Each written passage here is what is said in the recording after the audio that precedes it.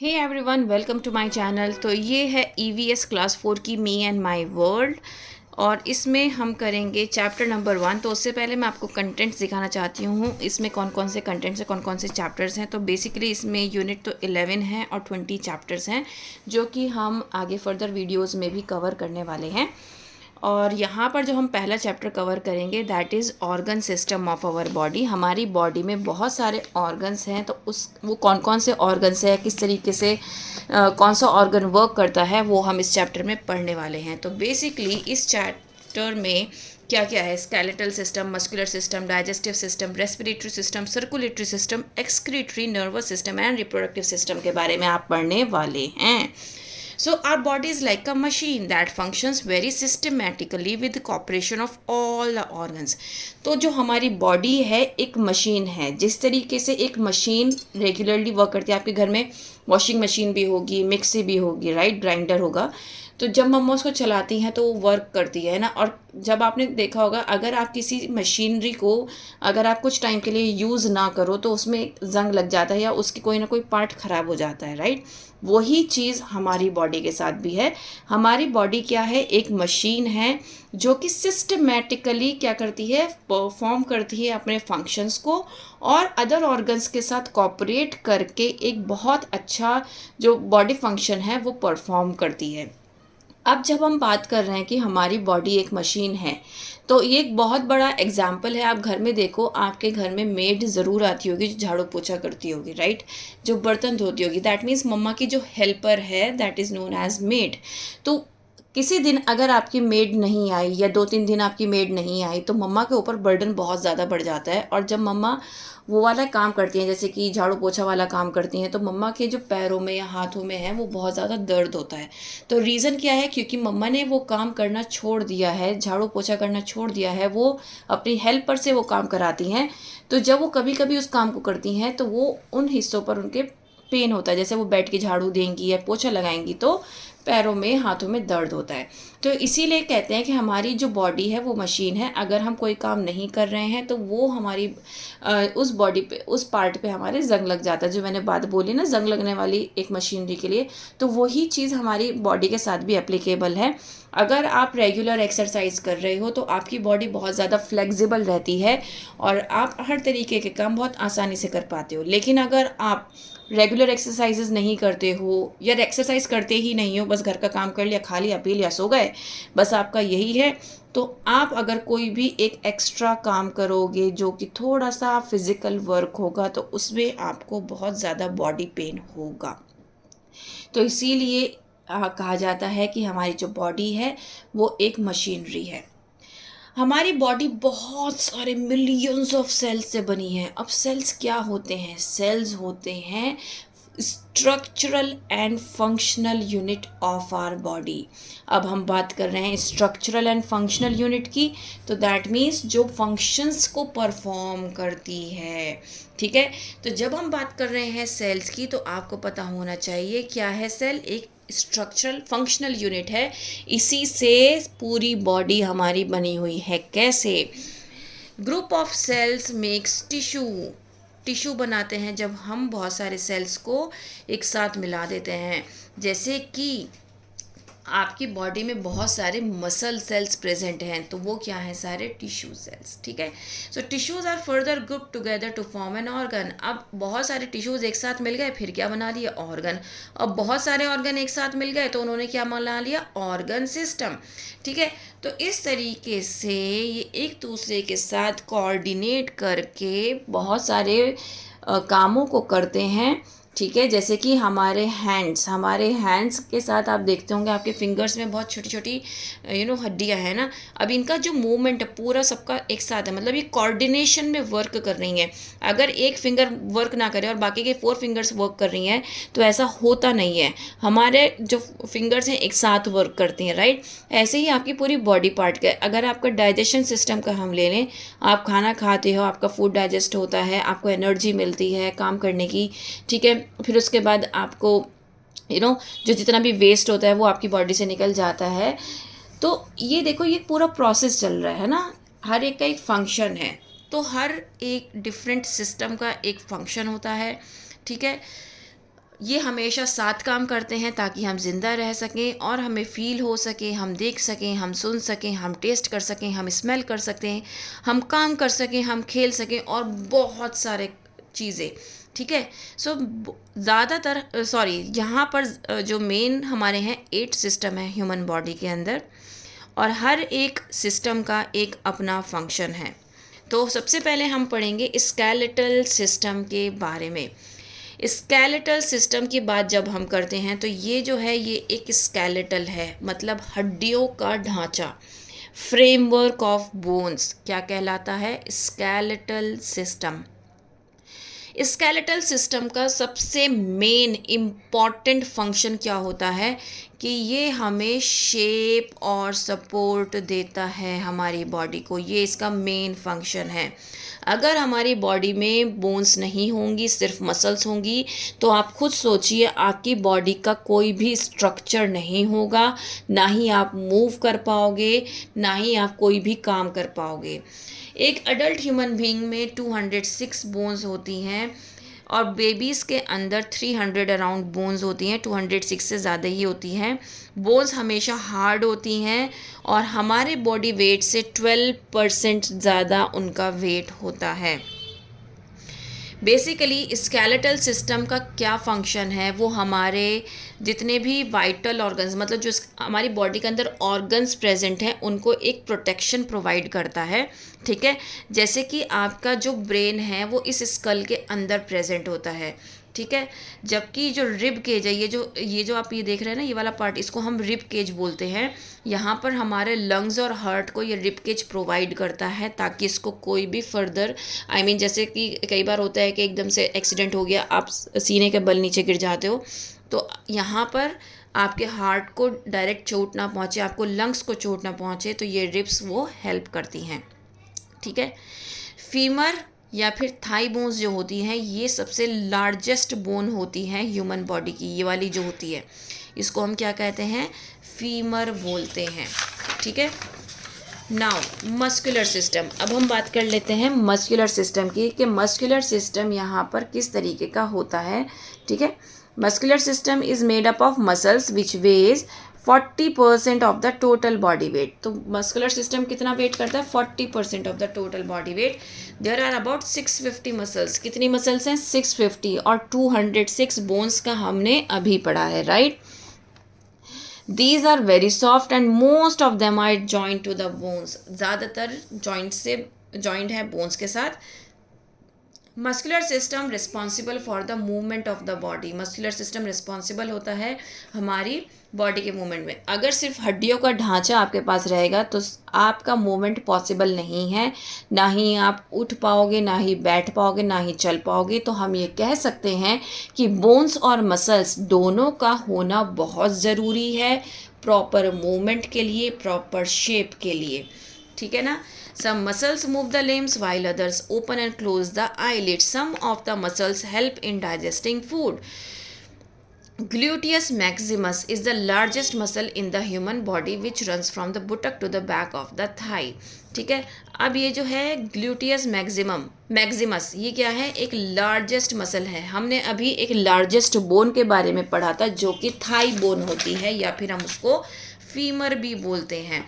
ठीक है। ये हमारी लार्जेस्ट बोन है। अब हम पढ़ रहे हैं लार्जेस्ट मसल के बारे में। लार्जेस्ट मसल जो होती है वो होती है ग्लूटियस मैक्सिमस। ठीक है। ये लार्जेस्ट मसल होती है जो कि बुटक से back to the back of the thigh तक जाती है।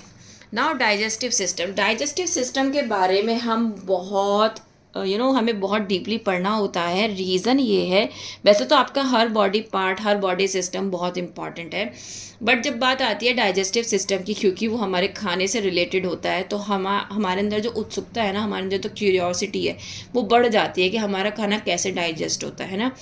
तो सबसे पहले तो आपको पता होना चाहिए कि जब हम खाना मुंह में रखते हैं, कोई भी चीज़ मुंह में रखते हैं, तो हमारा जो डाइजेशन है वहीं से स्टार्ट हो जाता है। तो फर्स्ट स्टेप जो होता है डाइजेशन का वो आपका माउथ होता है, क्योंकि माउथ में आपका एक सलाइवा जो है, जो आप देखते हो ना, आप बात करते हो तो सलाइवा प्रेजेंट होता है आपके माउथ में, तो वो क्या करता है, वो डाइजेशन में बहुत हेल्प करता है। कैसे हेल्प करता है कि भाई आपने खाना मुंह में रखा, ठीक है, फिर आप उसको च्यू करोगे, चबाओगे, राइट। जब आप च्यू करते हो तो वो जो सलाइवा है वो उस खाने के साथ मिक्स होता है, ठीक है। जब वो आप च्यू कर लेते हो फिर आप उसको एनगल्फ करते हो, आप अंदर करते हो, वो ईसोफिगस के थ्रू फूड पाइप के थ्रू कहाँ जाता है, वो आपके स्टमक में जाता है। अब माउथ से ईसोफेगस से स्टमक तक जाने में उसको कुछ ना कुछ तो चाहिए ना, कोई स्लिपरी चीज़ चाहिए, या तो आप पानी पियो बहुत सारा, है ना, उसको नीचे करने के लिए। ऐसा तो होता नहीं है कि आप हर बार पानी पी रहे हो। तो सलाइवा का क्या रोल होता है, सलाइवा का ये रोल होता है कि वो उस खाने को एक लुब्रिकेशन प्रोवाइड करती है, जिसकी वजह से हमारा जो खाना है वो इस फूड पाइप से होते हुए हमारे स्टमक तक पहुंच जाता है, ठीक है। सो फूड पाइप से स्टमक में खाना पहुंच गया, फिर स्मॉल इंटेस्टाइन में जाता है और फिर लार्ज इंटेस्टाइन में जाता है। Every human being Yeats food that travels through all the organs of the system. हम जो भी खाना खाते हैं वो इसी सिस्टम से होकर गुजरता है। पहले खाना को चबाते हैं, फिर सलाइवा के साथ मिक्स होता है जो माउथ में प्रेजेंट होता है, फिर वो फूड पास होता है स्टमक में फूड पाइप के थ्रू, जो कि मैंने अभी समझाया आपको। अब स्टमक क्या है, एक हॉलो मस्कुलर बैग है, मसल से बना हुआ एक खाली बैग है जो कि एक्सपैंड हो जाता है, बढ़ जाता है जैसे ही उसके अंदर फूड एंटर करता है। And it changes the food into a kind of soup by mixing gastric juices. अब वो क्या करेगा, वो एक सूप की फॉर्म में उसको कन्वर्ट कर देता है। इसको कहते हैं ब्रेकिंग डाउन ऑफ फूड। वहाँ पर जैसे ही स्टमक में खाना जाता है, वहाँ पर बहुत सारे जो गैस्ट्रिक जूसेस होते हैं, डाइजेस्टिव जूसेस हैं, वो रिलीज़ होना स्टार्ट हो जाते हैं स्टमक में और उसको एक जूसी फॉर्म में कन्वर्ट कर देते हैं। फिर ये फूड क्या करता है, ये स्मॉल इंटेस्टाइन में एंटर करता है, जहाँ पर जो कुछ और जूसेस आके मिक्स होते हैं, डाइजेस्टिव जूसेस, और उसको फिर से डाइजेस्ट करते हैं, फर्दर डाइजेस्ट करते हैं, ठीक है। फिर डाइजेशन जो है कंप्लीट होता है, तो फूड क्या हो रहा है, एब्जॉर्ब्ड होता है ब्लड से, और वो स्मॉल इंटेस्टाइन में ये प्रोसेस चलता है। मतलब हमारे पूरी बॉडी में जब हम खाना खा लेते हैं, हम बहुत ज़्यादा एनर्जेटिक महसूस करते हैं कि भाई हमारा पेट भर गया, अब हम एनर्जेटिक महसूस कर रहे हैं, राइट। लेकिन वो एनर्जी आती कहाँ से है, तो एनर्जी हमें मिल कहाँ से रही है, हमने जो खाना खाया वो हमारे जो ब्लड में मिक्स हुआ है, वो ठीक है, वो हमारे ब्लड में मिक्स हो गया, जिसकी वजह से हम एनर्जेटिक फील करते हैं और हम अपने काम में लग जाते हैं। Blood transports the useful nutrients to different parts of the body. अब ब्लड का क्या फंक्शन होता है भाई, ब्लड का तो यही फंक्शन होता है ना कि वो अपनी हमारी बॉडी में रेगुलर फ्लो करता रहता है। तो वो जब रेगुलर फ्लो कर रहा है, उसके पास इतने सारे न्यूट्रिएंट्स उसने एब्जॉर्ब किए हैं अभी खाने से, उसके साथ मिक्स हुआ है, तो वो क्या करेगा, वो पूरी बॉडी में उसको सर्कुलेट कर देगा। The undigested food pass to the large intestine. अब अनडाइजेस्टेड फूड मतलब जो खाना डाइजेस्ट नहीं हुआ, वो कहाँ पास कर दिया जाएगा, लार्ज इंटेस्टाइन में, where water is absorbed and the waste product is discharge. जहाँ पर वाटर एब्जॉर्ब कर लिया जाएगा और वेस्ट प्रोडक्ट जो है वो एनएस के थ्रू, पॉटी के थ्रू आपका निकल जाता है, ठीक है। अब नाउ हम बात करते हैं रेस्पिरेटरी सिस्टम की। जब हम बात कर रहे हैं रेस्पिरेटरी सिस्टम की, मतलब हम सांस कैसे लेते हैं, ठीक है। ये जो ऑर्गन्स है, इसमें कौन कौन, सबसे पहले तो आपको ऑर्गन्स पता होने बहुत ज़रूरी है हर एक सिस्टम के, कि किस में कौन कौन से ऑर्गन आपके यूज़ हो रहे हैं। अगर आपको ऑर्गन पता है तो आपके लिए बहुत ईजी हो जाएगा समझना। तो कौन कौन से ऑर्गन हैं जो यहाँ पर आपके यूज़ हो रहे हैं, तो नोज़, विंड पाइप और लंग्स। अब ह्यूमन बॉडी जो है क्या करती है, हम एयर जो है, हम सांस जो है वो नाक से लेते हैं, ठीक है। अब जैसे ही एयर हमारी बॉडी में जाती है तो वो लंग्स में जाती है, जो कि कहाँ पर, चेस्ट में प्रेजेंट होते हैं। अब लंग्स में तो गई, लेकिन वो किसके थ्रू गई, एक विंड पाइप के थ्रू, विंड पाइप के थ्रू, सांस की नली के थ्रू वो हमारे लंग्स में जाती है। इस प्रोसेस को इन्हेलेशन कहते हैं। जब हम सांस अंदर ले रहे हैं, उस प्रोसेस को हम इनहेलेशन कहेंगे। इन से समझ जाना, अंदर करना, सांस अंदर लेना। एक्सहेलेशन, एक्स मीन्स बाहर निकालना, मतलब लंग्स क्या कर रहा है, प्योरीफाई कर रहा है ब्लड को विद द एयर। ब्लड क्या कर रही है, ऑक्सीजन को लेती है लंग से और जितने भी बॉडी पार्ट्स हैं उसमें क्या करती है, सर्कुलेट कर देती है, ठीक है, ब्लड के साथ मिक्स होके। Oxygen combines with the digested food and produce energy. अब मैंने अभी बात की थी कि भाई हमारा खाना तो हमने खा लिया, डाइजेशन भी हो गया, अब हमें एनर्जी कैसे मिली, एनर्जी ऐसे मिली कि जो ऑक्सीजन था वो उसके साथ कंबाइन हो गया, जो कि हमें एनर्जी देने में बहुत ज़्यादा हेल्पफुल होता है। और इसमें कार्बन डाइऑक्साइड गैस भी प्रोड्यूस होती है जो कि हम ब्रीद आउट कर देते हैं, हम निकाल देते हैं, तो उसको हम कहते हैं एक्सेलेशन। जब हम ब्रीद इन करते हैं, जब हम सांस लेते हैं उसको कहते हैं इनहेलेशन, और जब हम बाहर निकालते हैं सांस को उसको कहते हैं एक्सेलेशन। ठीक है। हमारी नाक में आप नोटिस करिएगा कि हमारे नाक में बहुत छोटे छोटे छोटे छोटे हेयर्स प्रेजेंट होते हैं। तो बेसिकली उनका काम क्या होता है कि कोई भी डस्ट पार्टिकल बाहर से आता है तो वो उसको हमारी नाक में एंटर होने से बचाता है, हमारी नोज़ को प्रोटेक्ट करता है। ठीक है, इसी वजह से वो हमारे हेयर जो है नोज़ में प्रेजेंट होते हैं। नेक्स्ट हम बात करते हैं सर्कुलेटरी सिस्टम की। सर्कुलेटरी सिस्टम मतलब किस तरीके से हमारी बॉडी में ब्लड का सर्कुलेशन होता है। तो सर्कुलेटरी सिस्टम में सबसे पहले आपको पता होना चाहिए हार्ट, जो कि बहुत इंपॉर्टेंट है क्योंकि यहाँ पर जो ब्लड का सर्कुलेशन है वो यहीं से स्टार्ट होता है। ब्लड और ब्लड वेसल इसमें प्रेजेंट इसमें इम्पॉर्टेंट पार्ट रोल अदा करते हैं। हार्ट मेजर ऑर्गन है इस सिस्टम का क्योंकि ये मसल से, एक तो ये मसल से बना होता है, पिंक कलर का होता है, और इसकी पेयर शेप की एक पेयर की शेप होती है, पेयर जैसी। 4 चैम्बर होते हैं हमारे हार्ट में, लेफ्ट और right auricles and left and right ventricles. अब मेन फंक्शन क्या होता है हार्ट का, ये क्या करता है, ब्लड को पंप करता है और जितने भी बॉडी पार्ट्स हैं उसमें उसको ब्लड को सेंड करता है with the help of blood vessels and arteries। ठीक है, वेन्स एंड कैपिलरीज। अब ये जो हमने पढ़ा है ना, blood vessels, arteries, veins, capillaries, ये बारीक बारीक जो नसें आप देख रहे हैं ना रेड एंड ब्लू में, ये सब यही हैं। तो इनका काम क्या है, ये पूरी बॉडी में ब्लड को क्या कर रही हैं, सर्कुलेशन में हेल्प कर रही हैं। अब आपको पता होना चाहिए कि आपके हार्ट का वेट कितना होता है, 250 से 320 ग्राम का होता है, और ये 72 टाइम्स इन अ मिनट क्या करता है, बीट करता है। और इसकी साउंड कैसी होती है, लब डब लब डब, जैसे हम बोलते हैं ना धक धक धक धक, दैट इज लब डब साउंड। ना हम बात करते हैं एक्सक्रीटरी सिस्टम की। तो एक्सक्रीटरी सिस्टम कौन सा होता है, जिसमें ये पार्ट्स इंक्लूड करते हैं, जैसे कि kidneys, ureters, urinary bladder, urethra, lungs and skin. जो ह्यूमन बॉडी है उस पर 2 किडनीज होती हैं जो कि लोअर पार्ट में एब्डोमेन में क्या है, प्रेजेंट होती है, और इसकी जो है ना ये वाली शेप्ड होती है, बीन शेप्ड स्ट्रक्चर होता है जो कि प्रेजेंट होता है। इसका काम होता है ब्लड को प्योरीफाई करना, जितना भी वेस्ट सब्सटेंस है उसको निकालना। ठीक है, और जितना भी यूज़फुल सब्सटेंस है वो इसी के अंदर रह जाता है।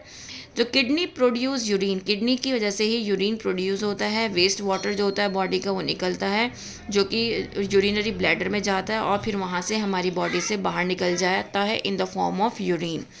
Lungs send out carbon dioxide through the nose. जो लंग्स है वो कार्बन डाइऑक्साइड को निकालते हैं नोज़ से, और स्किन स्वेट निकालती है छोटे छोटे होल्स से, जिनको हम कहते हैं पोर्स, जो हमारी स्किन पे प्रेजेंट होते हैं।